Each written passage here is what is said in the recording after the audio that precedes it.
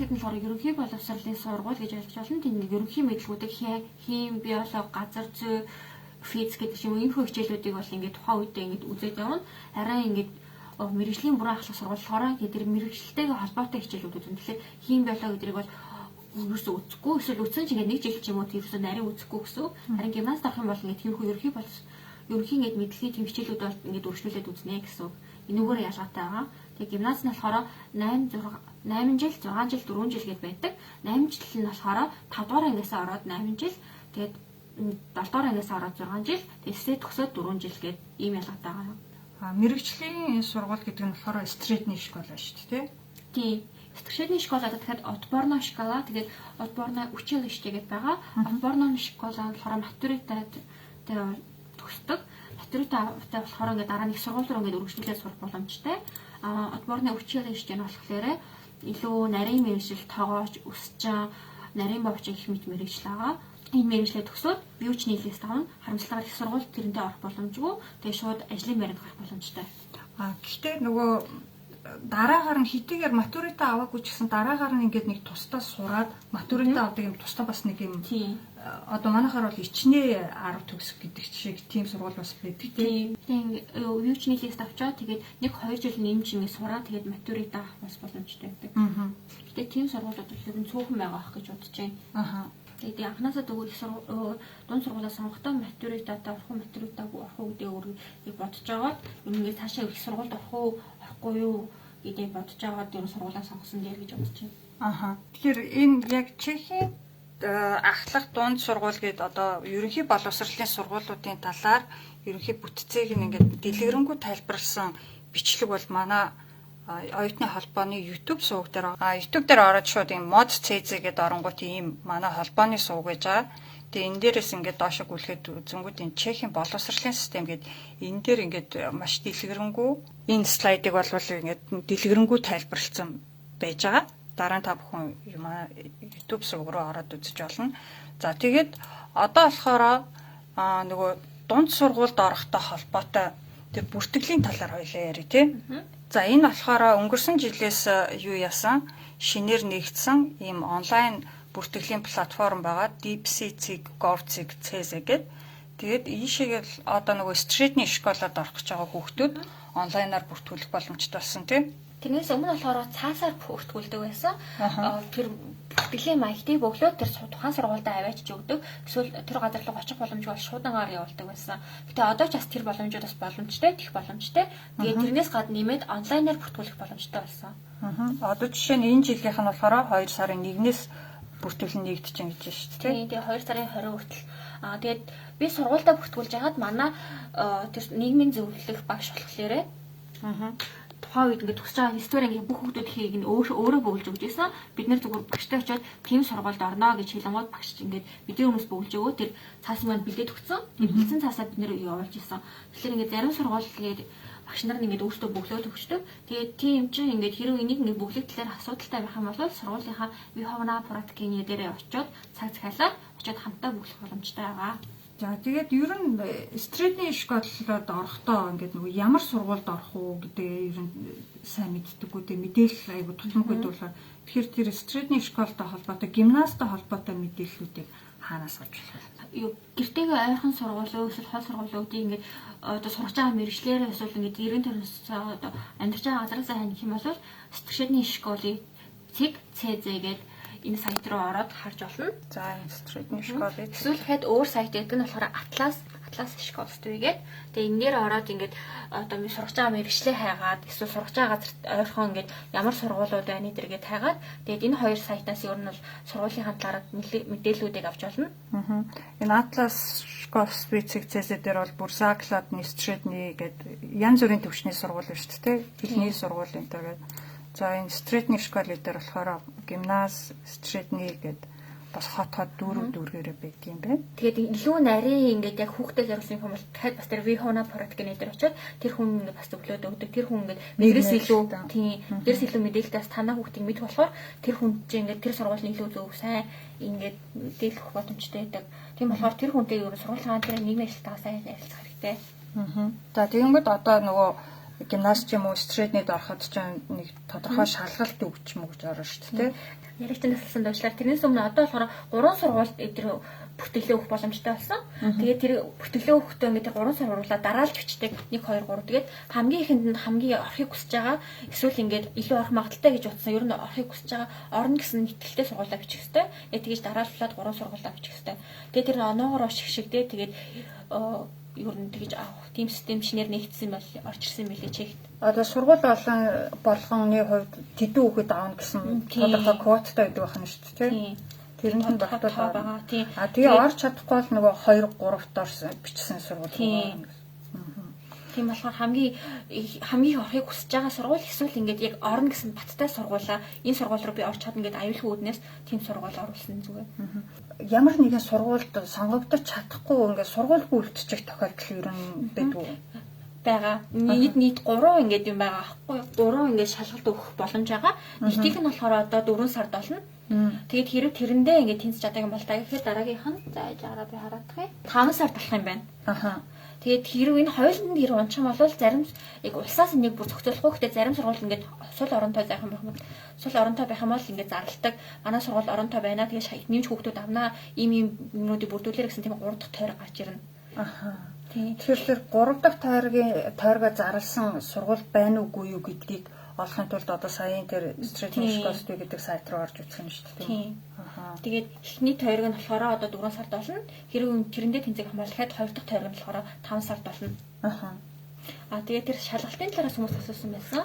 Тэгээд тэр шалгалттай болохоор урлагийн эсвэл спортын сургууль болохоор ингээд авьяасны шалгалтыг авдаг. Тэр нь болохоор тусдаа дахиад 1 сард болдог. Тэгээд тэр сургуульд болохоор 2 сургууль сонгох, тийм сургууль сонгох боломжтой. Тийм авьяасны шалгалт өгөх. Хэрэг авьяасны шалгалтгүйгээр зүгээр энгийн сургууль болохоор 3-ыг сонгох боломжтой.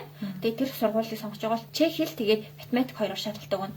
Тэгээд тэр шалгалтын материалуудыг болохоор Cermat гэдэг сайтаас харах боломжтой. Cermat, Gov, Cig, Cesec гэдэг ингээ оронгууд ийм байж байгаа. Тэгээд энэ дээр зөвхөн дунд сургуулийн гэлтгүү матуритны Skovshka-гийн материал байна. За энэ болохоор яг хоёулынх нь одоо ярьж байгаа дунд сургуулийн шалгалтын өмнөх жилүүдийн материал эндээс олж болно тий.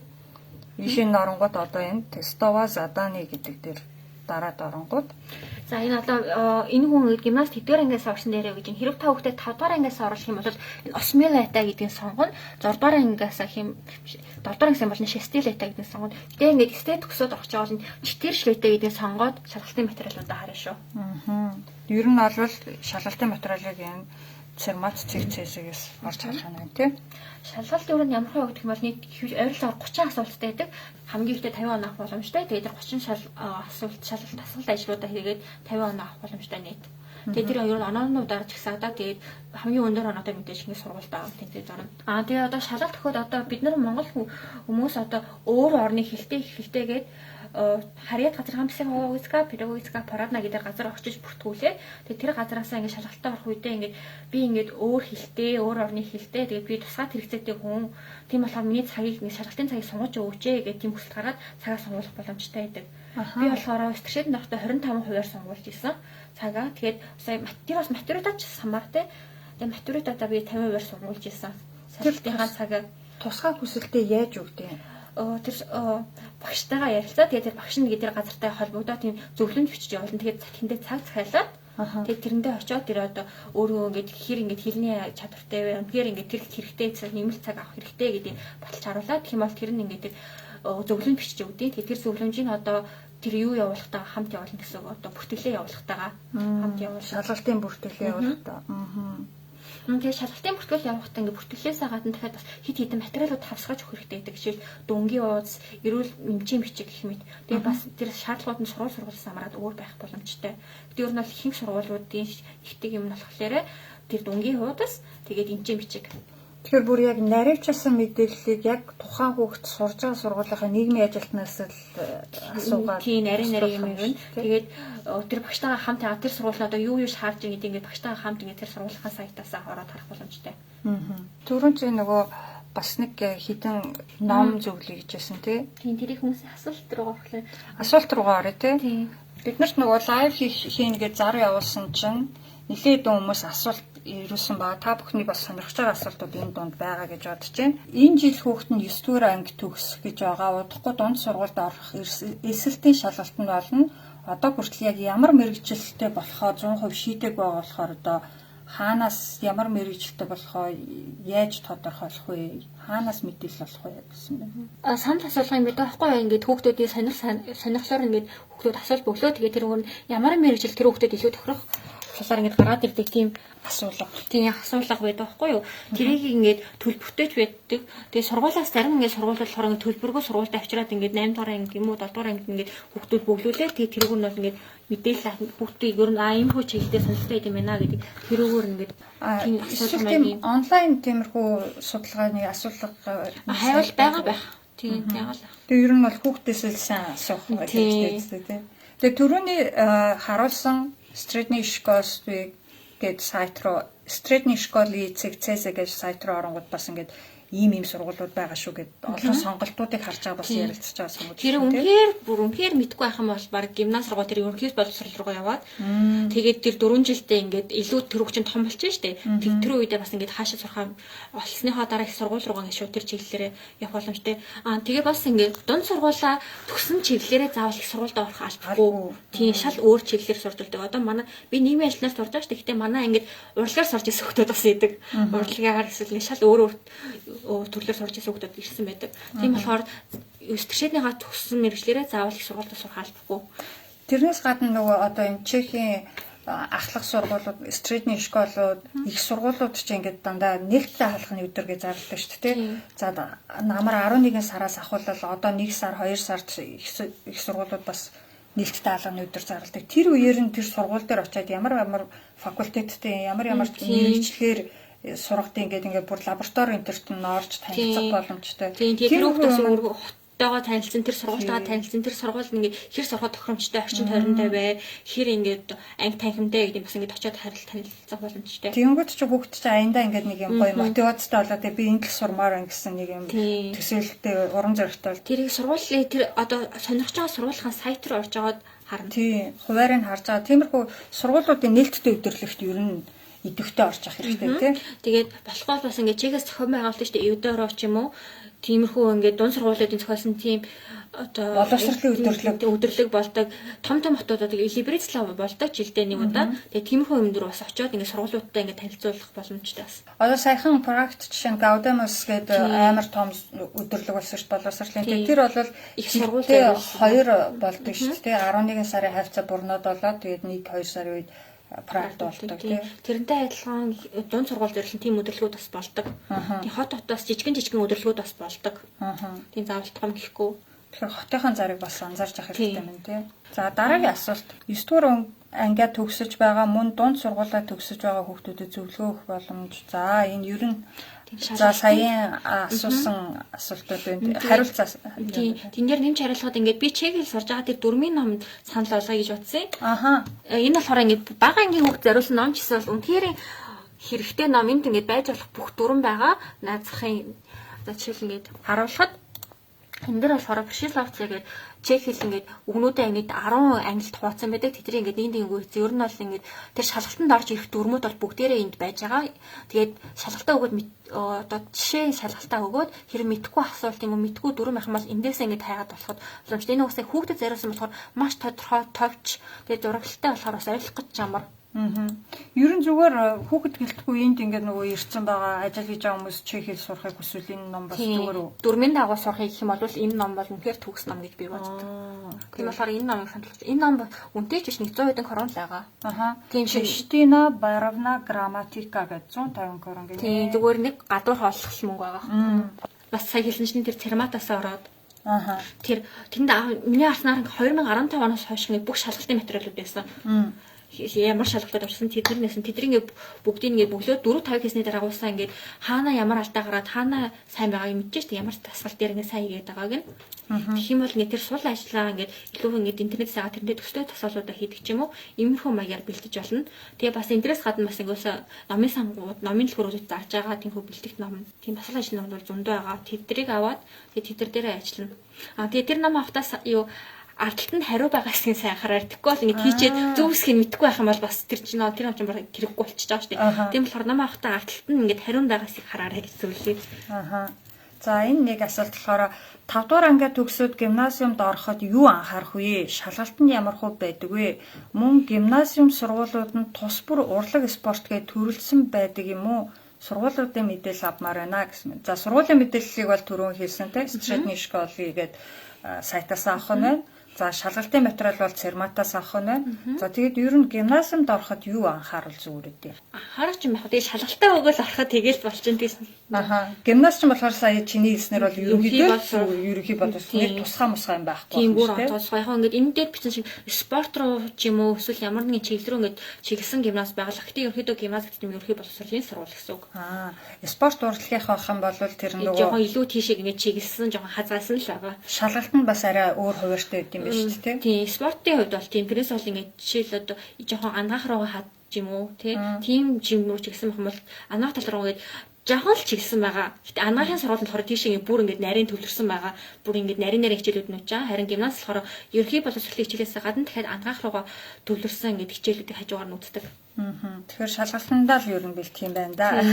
Тэгээд тэрийг Церматаас олноо. Энэ айгу түгээмэл асуулт байна л да. Одоо Монголд 9 дугаар ангиа төгсөх гэж байгаа хүүхэд байгаа юм аа. Тэгээд Чехэд авчруул яах боллоо? Энэ амар ерөнхий ингээд барьцгүй асуулт байгаа байхгүй юу? Тэр бол тухайн хүүхдээс хамаарна. Тэгэд ямар сургуульд орохоос хамаарна. Тэр сургуулийн багш нар нь ингээд хэр ингээд тэр хүүхдэд ажиллах хүсэлтэй, тэр хүүхдийг хэр ингээд дээш нь өсгөх хүсэлтэй байна гэдгээс хамаарна. Дээрс нь ангийн хүүхдүүд нь хамаарна. Ангийн хүүхдүүд нь одоо хэр тэр хүүхд хандж гин гэдгээс нь бас хамаарна. Амар олон зүйл хамаарах зүйл болохоор ингээд яг ийм тим гэж хэлэхэд бол амар барьцгүй. Тэгээд 9-р анги очил айл хэдэн стрэчэдэд оролцсон болохоор жоо хэлний үед амар асуудалтай байх. Тэрс нэг өсвөр насны хүүхд болохоор бас айгүйх ганцаардах мэдрэмж авах боломжтой. Хэдий ингээд ангийнхан дэрлэхгүйсэн ч гэсэн ингээд хүн чинь ярилцаж авах хүн чинь нийгмийн амьтан шүү дээ. Тэгээд хүнтэй ярилцаж ойлголж чадахгүй сургуультаа ингээд ярилцах хөнгө болохоор ганцаардах асуудал гарч ирж байгаагүй гэж бодож байна. Харин яг энэ тал дээр би бол нэлээд олон хүнээс сонсч байсан л да ингээд нөгөө за 9 дугаар ангиа төгсөж юм уу ер нь ингээд нэлээд ерхий боловсролоо төгссөн ахлах ангийн хүүхдүүд наашаа ирэнгүүт шууд ингээд одоо амар өндөр төлбөртэй англи хэл дээр сургуульд явуулах боломж хүмүүс бараг байхгүй шүү дээ тий. Тэгээ тийм сургуулиуд голцоо Праг Брно гэсэн том хоттой л байгаа. Тэгэл яг дүүргийнхаа чех хэл дээр сургууль дээр оронгууд хэлний асуудал маш их байдаг. Тэгээд багштайгаа ч ойлголцохгүй, найз нөхөдтэйгээ ч ойлголцохгүй болохоор яг чиний хэлснээр ганцаардаж эхэлнэ. Дээрээс нь нөгөө нэг ахлах ангид ч аль хэдийн юм агсан түвшний юм үзээд эхлэх болохоор бүр илүү агсан түвшний хэл шаарддаг. Тэнгүүд аяанда хичээлээсээ хоцроод тэгээ юу нөгөө нэг ерөнхий боловсролоо төгсөж чадахгүй тийм хэцүү байдалд орчин. Тэгээд цаашлаад ерөнхий боловсролоо авч чадаагүй чи их сургуульд орох боломжгүй болчихно. Ингээд шууд үйлдвэрт ажиллаад эхэлдэг ч юм уу тийм амар харамсалтай. Тиймэрхүү эрсдэл бол айгүй өндөр байдаг. Тийм болохоор яг хүүхд чи одоо жишээ нь шинэ газар тасан зохицохтой хэр сайн хэл сурахтай хэр авьяастай одоо магадгүй орос хэлний суурмөртэй хүүхдүүд бол энэ дээрээ чех хэл гайгүй сурч шүү дээ. Гэтэл тийм биш бол одоо чех хэл хурдан сураад тэгээд бас хичээлээ нөхөж аваад ингээд явж чадахгүй гэдгээ сайн бодолцож үзчихээд боломжгүй бол яах вэ? Монголдо нэм өсөн төгсөгчүүд энд их сургууль сурах гэж авчирч болно шүү дээ. Тэр нь бараг илүү дээр хэрэг 9 дугаар анги дээр бол тэр үнээр сурах хүсэлтэй тийм бас нэг чех хэлний хичээл гэсэн шүү дээ. Тэр нөгөө психологика, педагогика програмд хэрэг бүртгүүлчих юм бол тэндээсээ ингээд чех хэлний хичээл нэмэлт хичээл авах боломжтой хүсэлт авах боломжтой. Тэгээд саяын тэр ППП гэдгийг хоёлаа юу жохон тайлбарлаад хэлье. За энэ ППП гэдэг нь болохоор ингээд сурж байгаа хүүхдүүд зориулсан байгууллага байгаа. Ингээд сурж байгаа ямар нэгэн хүүхд сурагч оюутан залуус ингээд ямар нэгэн асуудал гарах юм бол энд ирээд тэр асуудлаа илээд надаа би ийм асуудалтай байна. Би ийм болохоор бус хүүхдүүдээс илүү удаан сураад байна. Ч юм уу тийм сурах тал дээр асуудалтай бус хүүхдээс жоохон хоцорсон байх юм бол энд ингээд хандаад тэр одоо хоцрогдолтой арилгуулах ямар нэгэн арга хэмжээнд сахуулдаг байгаа. Дэмжлэг авч байна. Тэгэнгүүт одоо энэ болохоор хот дүүрэг болгоноороо байд юм байна. Педагогицко психологицка порадна гэд араас нь шууд энэний араас өөрийнхөө нөгөө амьдардаг хот Праг 1 2 ч юм уу тий байдаг хотыгоо бичээд хайнгууд яг тэр хотынх нь энэ байгууллагын салбар гараад ирэх юм байна. те ингээд сайт руу норонгод дэлгэрэнгүй мэдээлэл нь байдаг юм. Эсвэл ингээд багшаараа дамжуулж цаг авахлах боломжтой. Эндээсээ ингээд эндээ өргөдөл гаргаад тэгээд одоо сургуулийн чех хэлний багшаараа ингээд нэмэлт тавтлага авахлах боломжтой байдаг. Би закладны школд байхдаа 7 хоногт 2 удаа тавтлага авдаг байсан. Чех хэлний. Тэгээд зөвхөн би ганцаараа сурдаг. Зөвхөн анх зориулж ингээд чех хэл заадаг байна. Ганцаарчсан. Тийм. Би ганцаараа монгол хэлсэн болохоор л ганцаарч. Тэр надаас өөр монгол хөгжсөн бол хамт сурах гэсэн баг. Тэгээд манай бас дараа нь байж аваад монгол хөгд орж ирсэн. Тэгээд тэр нь бид хоёр хамт сурдаг гэсэн. Тэгээд дараа нь өөр тийшээ шилжиж явсан. Тэрнээс гадна бас ер нь бол нөгөө томоохон хот болгонд чинь интеграцны центр ингээд тэнд бас сурах боломжтой. Тэдний чинь өнгөө сургалт явуулдаг шүү дээ. А1, А2, Б1 хүртэл төвшний өнгөө сургалт гэдэг. Тэгээд тэр ер нь энд ингээд бүртгүүлсэн байхад бол айгүй зүгээр ялангуяа бид нар шиг одоо гадаад хэлтэй чехийн үед бол бид нар чинь гадаад хэлтэй шүү дээ. Тийм болохоор их хэлээсээ өөр хэлтэй шалгалт өгж байгаа гэдэг утгаараа ингээд тэр шалгалтын дээр цагаа сонгуулж чам дээрс нь ингээд хэлний бэлтгэл авчна. Энэ би дунд сургууль сурж байгаа бол бас энүүгээр ингээд төлөөлж 7 хоногт нэг удаа чех хэлний багшаараа нэмж хичээл залгаадаг гэсэн. Тэгээд өөрийнхөө чех хэлний багшаараа залгуулж байгаа болохоор манай багш намайг юун дээр сайн байгаа, юу муугаа гэдэг илүү тулж ажиллаж чаддаг. Бас дээрс нь шалгалтын дээр юу хайх гэж бусдаас илүү жоохон төрөлөд мэдчих боломжтой. Тэгэхээр энэ ППП гэдэг байгууллагт бүртгүүлчингүүд цаанаасаа тэр нөгөө чамд нэмэлтээр орох чех хэлний хичээлийн төлбөрийг төлөх нь шүү дээ. Багшд төлөө тэр багш надад орно гэсэн. Тэрнээс бол өөрөө ийш тийшээ явж юусэн орохгүй. Яг ингээд чех хэлний багш маань орно гэсэн. За ингэж 6 дугаар ангийн хүүгээ эх жилээс авчрах бодолтой байгаамаа. Гадуурхалд өртөж сэтгэл зүйс асуудалтай болох уу гэж айж байна. Томчууд бид нар гэхэд ажил дээрээ маш ихээр гадуурхалд өртдөг болохоор одоо хүүхдүүдэд бас ямар хөө идэм болоо гэсэн юм. Би бол ерөөсө гадуурхалтанд өртөж байгаагүй. Яг би хэлний асуудлаас болоод ирсэнс амар өөр ичимхий төрлөختсөн болохоор юм яахгүй л амьдаа суугаад идэг байсан. Тэрнээс бол тийм өөр гадуурхалтанд бол ерөөсө өртөж байгаагүй. Тэгэхээр тэр бол тэрийг хаана байгаасаа хувь хүнээсээ л амар шалтгаалж байна. Хэрвээ ингээд экстраверт амар нээлттэй хөх юм бол аюу хурдан ангил найзлаад авчих штеп. Дээрээс нь яг хувь хүнээс шалтгааллах юм маш их байдгаас гадна ингээд нөгөө тухайн хүүхдийн амьдарч байгаа хотын ингээд нийт хүмүүсийн ер нь хандлага за хот нь гайгүй байлаа гэхэд орсон сургууль яг ороод сурж байгаа ангийнх нь хүүхдүүд ангийнх нь багш энэ төр ямар байхаас хамаарат. Тэгэхээр энэ бол айгүй нюанстай тий. Яг ч хамаарах эсвэл таанаагаас сургуулаа сайн судалж байгаа эсвэл Монгол тэгээд бас ингээд хитрхийн монгол хүүхдэд ангид оруулж байгаа ингээд хэлээс сурахад болчтой бас жоохон суул талтай байгаа. Гэхдээ ер нь миний зүгээр нөгөө найз нөхдөсөө сонссноор болохоор ингээд эцэг их нь айгүй ингээд хичээл зүтгэл гаргаад хүүхдэд анхаарал тавиад байгаа байх юм бол тэр нь угаасаа ингээд нөгөө багш нарт анзаарагддаг. Тэгээд одоо эцэг ихэн тийм хандлагатай байхаар багш нарын хандлага нь ч гэсэн аяандаа ингээд эдгээр мэрэж байгаа юм биш шүү гэж ойлгоод дэмжих илүү хүсэлтэй болоод ирдэг шүү. Тэгэхээр хүүхдээс өөрөө ингээд хичээл зүтгэлтэй байх юм бол угаасаа хичээл зүтгэлтэй хүүхдээ багш нар мэдээж үгүй гэхгүй шүү. Тийм болохоор тэр хүүхд өөрөө хичээлээ хийж гин, хэрхний багшаасаа очиж юм асууж гин. Тэгээд ойлгохгүйсэн чинь тэр даалгавраа дээрэж нөө закладны школагийн давуу тал нь шалгалтын яг юугаар шалгалт авах хэлээд өгчтэй байхгүй ингээд ярилцлагаар биш бүр яг хэлээд дадлаа ингээд бүр яг хэлээд өгчтэй гэсэн. Яг адилхан асуулт. Тэгээд би тэрийг гэртээ очиж монгол руу орчуулж аваад бэлж байгаа. Тэгээд яг ойлгохгүйсэн зүгээр л яг өв бүртлэн чэжлээ. Тэгээд дандаа шалгалтуудаа ороод онцовдөг байсан. Тэгээд дунд сургуулахаараа ингээд бүр тийм амар хайр байхгүйсэн ч ерөнхийдөө бол яг юугаар шалгалт авах хэлээд өгчдөг. Тэгээд тэр зүйлүүд яг тэр хэсгээл ингээд ойлгоцсон. Тэгээ угаасаа багш нар дандаа л нэг ойлгомжтой л асууж штеп тэр сэдвийн талаар энэ юу вэ тэр юу вэ гэдэг. Тэгээ угаасаа багш нар иймэрхүү асуулт асундаа гэд бэлдээд тэгээд ингээд бэлдээд орсон ингээ чэжлээд орсон байхад асуудалгүй дээ. Тэгээд угаасаа ингээд ингээд хүүхд хичээж байгааг харч юм бол багш нар угаасаа цаанасаа дуртай тусалдаг. За тэгээ бүр тэгээд хичээл зүтгэл гаргаад байхад ингээд багш нь ч юм уу ангийнх нь гадуурхад байвал бас сургуулаа солих боломж нь хэр байх уу одоо ялангуяа жижиг хотод амьдарч байгаа бол боломжтой бүр ингээд тосгон мосгон байх юм бол хэцүү байх гэж бодож байна. Эсвэл ингээд машинтай хүмүүс өөр хот руу хүүхдээ явуулдаг ч юм уу. Тэгж бас боломжтой байх. Яг өглөө болон хүүхдээ ингээд зөөх боломжтой хүмүүс ч юм уу. Тэгээд бас энэ чинь нөгөө нэг гимназ центр гэж 8 6 жилийн байгаагийн нэг давуу тал нь бас тэр биш үү тий. Сургуулаа сольчиж болно тий шууд тухайн закладныгаа төгсөнгүүтээ гимназид оруулдаг ч юм уу. Эцэг ихэн чех хэл мэдэхгүй ч гэсэн хэрхэн ангийн багштай ойлголцох вэ? Ер нь бол ихэнх эцэгчүүд хүүхдүүд дээрээ дамжуул ойлгуулцдаг. Хүүхэд ингээд жоо чүчүүд чиглэлтэй болох бол ингээд хүүхдүүдээрээ дамжуулдаг. Эсвэл бакалавр гэдэг одоо юм тим системээр одсон байгаа шүү дээ. Тэрэн дээр ингээд хвшлэн багш нар ингээд юм бичээд явуулдаг байхгүй юу?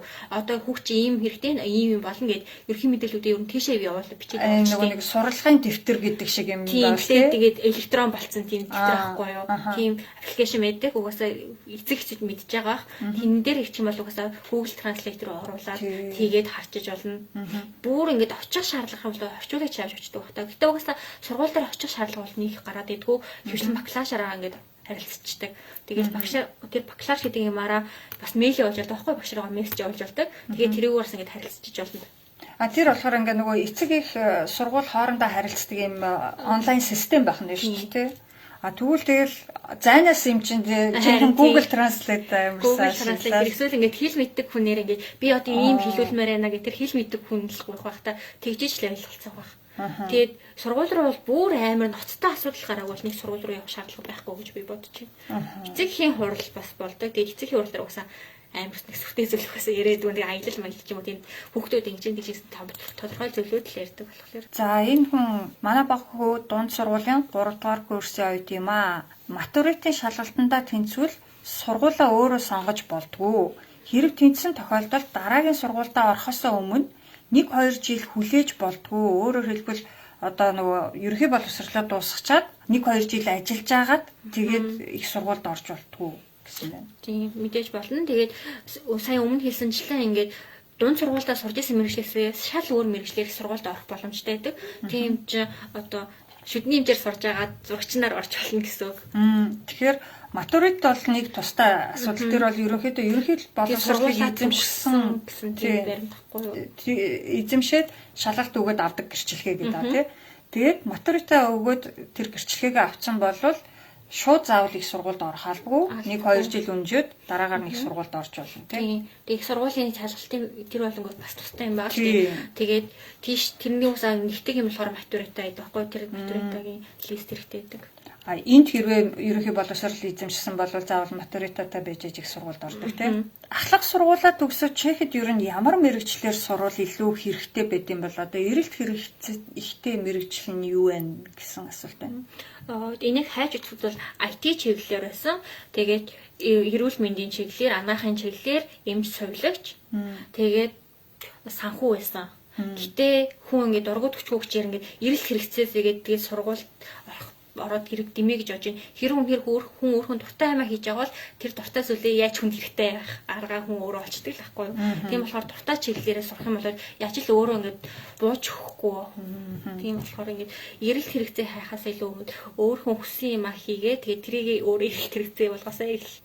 Дунд сургуультай хэрхэн ангиа сонгоо орох талаар за энэ дээр бол тэгээ бас түрүүн ярьсан тий сургуулиудын жагсаалтыг тэр Средний школы гэдэг сайтаас харж болох нь байна. Тэгээ сургуулиудын нээлттэй өдөрлөг дээр очих хүүхдтэйгээ сайн ярилцах нь байна. Тэгээ сургуулийнхаа Vihomna Protocol-ийг сайн ярилцсан. Нийгмийн ажилтнтайгаа тий.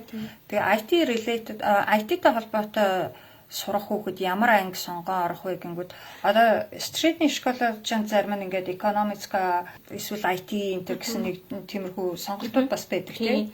Тэгээ тэрийг бас ингээд тэр одоо сайтуудаас хайгаад багшаасаа би одоо энэ чиглэлээр сурмаар тийм ямар ингээд одоо мэрэгжлийн ангинууд байна гэдгээд хайж агаад орох боломжтой. Тэр амар олон сонголт байдаг болохоор яалтчгүй интернетээс сайенс зөвлөсөн сайтууд руу ороод тэр өөртөө ингээд хайж чадахгүй байгаа бол тэр сургуулийнхаа тэр зөвлөгч хүнтэйгээ нийгмийн ажилтнтайгаа цаг тохироод тэгээ тэр хүнтэйгээ ярилцж агаад иймэрхүү асуудлуудаа шийдэх боломжтой. Тэр сургуулийн ресурсыг одоо нөгөө нийгмийн ажилтныг ашиглахаас ерөөсөө айж болохгүй те эмэх хэрэггүй тэр хүн чи яг угаасаа тэрний төлөө цалиа аваад юм гэж болохоор чөлөөтэй өөртөө ойлголцохгүй чинь орчуулагч аваад очих хэрэгтэй шүү дээ. За тэгвэл одоо юун дээр комментэн дээр ирсэн асуултууд дунд сургууль гимназийн энгийн закладны школоос гимназ нь юугаараа адилхан юм бэ? Ялгаатай юм гинэ. Ачаал ихтэй байдгүй. Дунд нь ороод явчихад тэр ачаалыг угаасаа хүүхдээ ондоо мэдрэхэ болчихно л доо. Тийм. Гэхдээ ер нь бол гимназ гэхээр арай нэг юм илүү ингээд уусаа сургууль юм уу? Тийм. Угаасаа гимназийн ингээд гол зорилгод хүүхдийг их сургууль бэлдэх. Ер нь бол ингээ аажим аажмаар ачаалттай авах чадвартай болох нь шүү дээ тийм үү? Тийм. Гэтэ ингээ сайн заглаадын школ юм бол тэр заглаадын школоос бас өөр хэцүүлж дараа. Тийм ингээд муу заглаадын школ юм бол угаасаа тэр зааж байгаа юм сул байна. Тэгэхээр яг заглаадын школыг хувийн зүгээс хэлгээд бол одоо нэг ялгаа байхгүй гэж би бодож байна. Ер нь бол гимназид орохоос бол нэг айхтар айгаад хэрэггүй юм биш үү? Бүр амар хүндгсэн юм бол. Тийм, угаасаа хүүхчин ингээд угаасаа ингээд өсч явж болохоор юмд амар амархан тасдаг үе нь болохоор яваанаа тэгээд тасчихна. Төрийн тагийн шалгалтандаа тэнцээгүй хүүхдүүдэд өөр ямар нэгэн хичээлгээ байдгүй гинэ. Тэр бас сургуулаасаа хамаардаг. Одоо миний сурж исэн сургууль шинэ системээр болсон ингээд тэнцээгүй байх юм бол яаж ч ингээд view хүчний лист авах боломжтой. Тим ингээд обор гаргасан манай сургууль. Тэгэхээр тэр бол сургуулиасаа хамаарна. Зарим сургуулиуд ингээд матуридаа тэнцээгүй бол ядаж ингээд 3 4 жил сурцсан байгаа юм чинь тодорхой мэдлэг байгаа шүү дээ. Тийм мэдлэгийг баталсан тийм гэрчлэгээ гаргадаг. Тийм мэрэгжил сургуулиуд ингээд бас тустай байгаа. Тэр бол бас ингээд сургуулиас хамаар нийцсэн байхгүй биш бол байдаг. Гэхдээ бас матуридад унтсан тохиолдолд дараа жил нь давтах боломжтой. Тийм нийт 3 удаа матуридаа өгөх боломжтой. Эхнийх нь тэр 5 сардаа, дараа нь 9 сард тэгээд тэр энэ хоёртоо ингээд унчин бол дараагийнх нь тэгээд дараа жилийн хүүхдүүдтэй хамт тэгээд 5 сар юусан 3 удаагийн боломжтой байдаг. Гэтэ матуридаа яг хэцүү шиг сонсож байгаа яг үндэл яг ороод үзэх юм бол амар боцсон шиг тийм амар хэцүү биш. Угаас тэгээд багш нар нь угаасаа бас хүүхдүүдэд төгсгийг хүсэж байгаа болохоор ингээд айгүй их тусалдаг, айгүй зөөлөн ханддаг.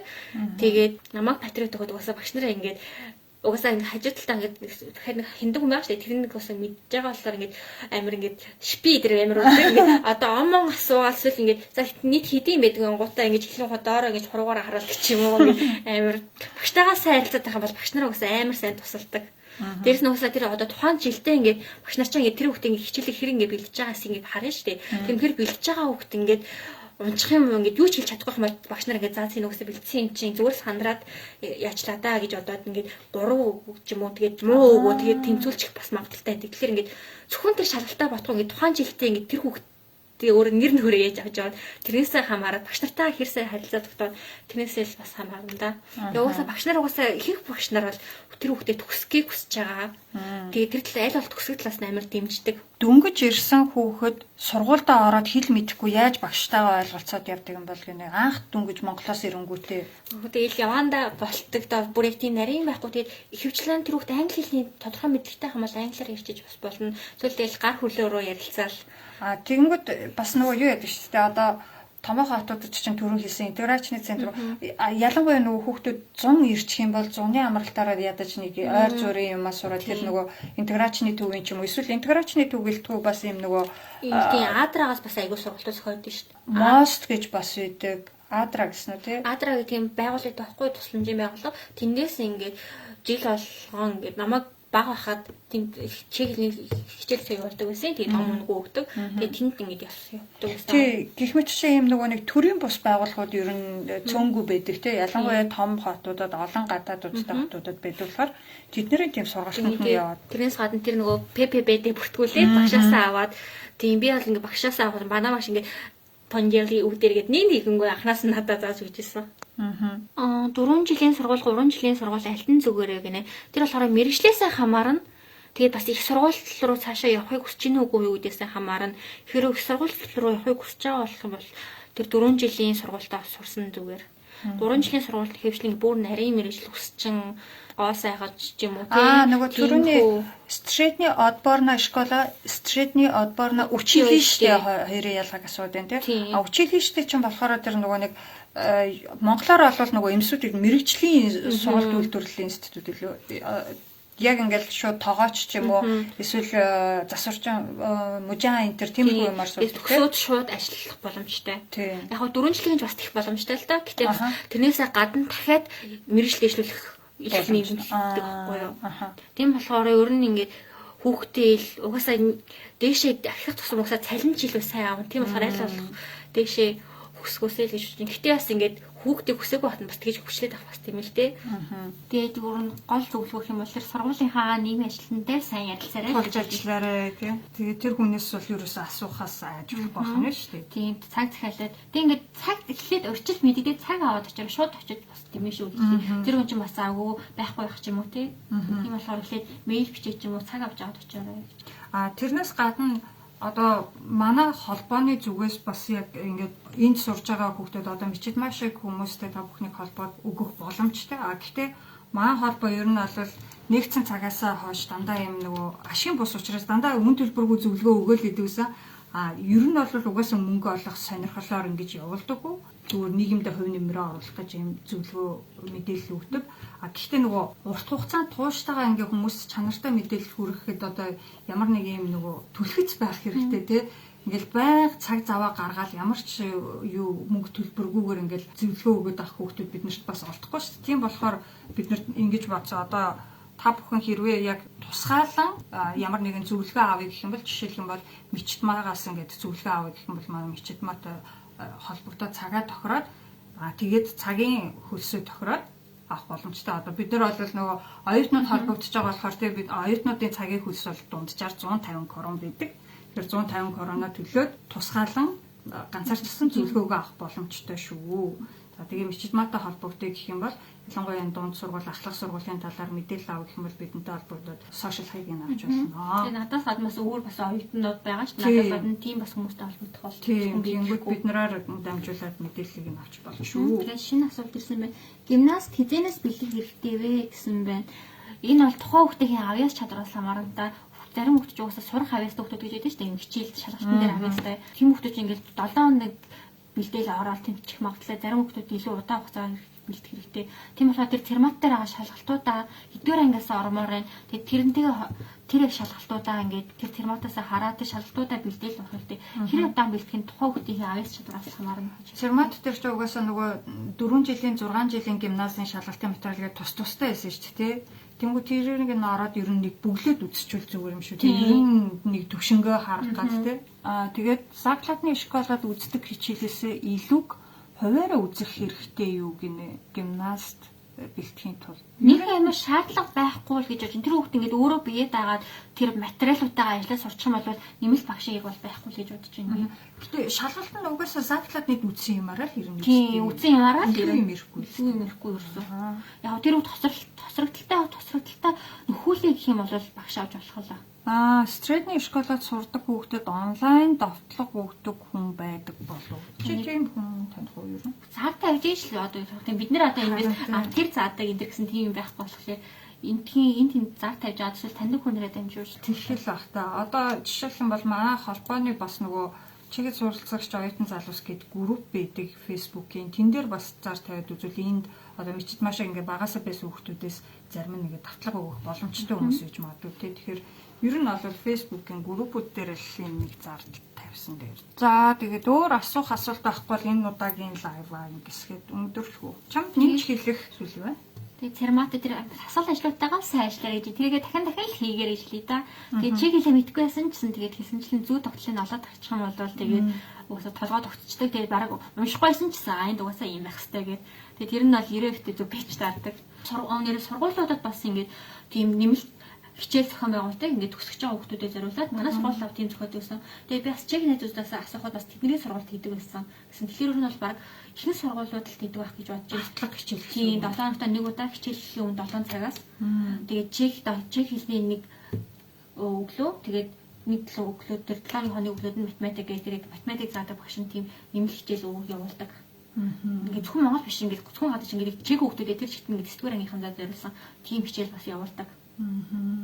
Гимнаст хэдгээр ангиас орсон дээр вэ гинэ. Энд дээр болохоор ингээд гимнаст ороо гэсэн болоод алдсан хүүхд байхгүй, гимнаст орсноосоо ингээд орсноосоо алдсан хүүхд бас байхгүй. Тэр болохоор тэр хүүхдээсээ л хамаарна. Угаасаа заклатны школоо төгсөөд их дараагийн сургуультай ингээд төгсөө явах боломжтой. Заклатны үнэхээр гайгүй байвал заавал 8 жилийн гимнаст орох гэж зүтгэдэг шаардлагагүй тий. Тэгэхээр ер нь хүн хүний өөрсдийнх нь сонголтын асуудал байх юм байна. Тийм. Эцэг гимнаст орохоор бол 5 дугаар ангиасаа эсвэл 7 дугаар ангиасаа орох боломжтой байдаг. Тэгээд 10-р ангиасаа орсон заавал 5 дугаар ангиасаа орж ил болох хэвээр үгүй бол болохгүй. Тэгэл бүтэхгүй гэсэн бол байхгүй. Тэгэхээр ингээд хүүхдээсээ хамааран сургуулаасаа хамааран дэрс нэг гимназ болгон сайн гэсэн үг бол бас биш. Зарим нэг жижигхэн хотын муу гимназууд бас байх боломжтой. Тийм гимнаст орсноос баг ингээд сайн заклатны школод явж исэн дээр. 7-оос орж болдог юм уу гинэ? Болно. Гимназ 8 жил, 6 жил 4 жил гээд байгаа. 5 дугаар ангиасаа 7 дугаар ангиасаа эсвэл эхлээд төгсөөд 4 жилээр. Тийм түрүү нөгөө ярьжсэн сая одоо энэ нөгөө Чехийн боловсролын систем ялангуяа ерөнхий боловсролын системийн талаар дахиад дэлгэрэнгүй юу мэдээлэх хэрэгтэй бол манай холбооны мод CS гэдэг YouTube суваг руу ороод ийм суваг байж байгаа мод CS гэсэн. Тэгээ энэний ингээд доошоо нь гүйлхэнгүүд Чехийн боловсролын систем гэдэг энэ дээр бол яг нөгөө тэр 4 6 8 жилийн гимназ тэгээд средний отборная школа училище гэдэг бүгдийн нэг бүрчлэн тайлбарсан, ялгааг нь тайлбарсан видео байж байгаа. Тэгээд тэр ранкийг яаж мэддэг вэ гэсэн тийм бол би өөрөөсөө сонсож байгаагүй тийм ч байхгүй л ах гэж бодож байна. Хүний дам ярианаас л мэддэг гэж авах боломжтой байх та. Аха. Дунд сургуулийн ранко. Тийм багш нараас асуугаа та эсвэл ингээд таньдаг монгол хүмүүсээ тэр сургуулийн ямар гэдэг гэж асуугаад эсвэл ингээд багшаас асуугаад би хүүхдээ энэ ангид сургууль оруулах бодолтой байна. Тэр сургууль хэрвээ гэж тийм дам ярианаас л мэдчих авах боломжтой байх та. Монголч ялангуяа нөгөө нэг орон нутгийн хараагааг Улаанбаатар ч маш олон дунд сургуультай тэнгууд ингээд улсын сургуулиуд нь хүртэл нэгдүгээр сургуулиуд амар сайн 11 бол сайн ингээл за хорооллын захын сургууль бол жоохон тиймэрхүү гэдэг юм аяанда тогтсон ранг гэж байна. Гэтэл энд бол харцсангуу тэр юу чанараар нь жигд юм шиг үү тийм үү? Жигд байгаа. За тэгээд өнөөдрийн лайвыг үзсэн та бүхэндээ баярлалаа.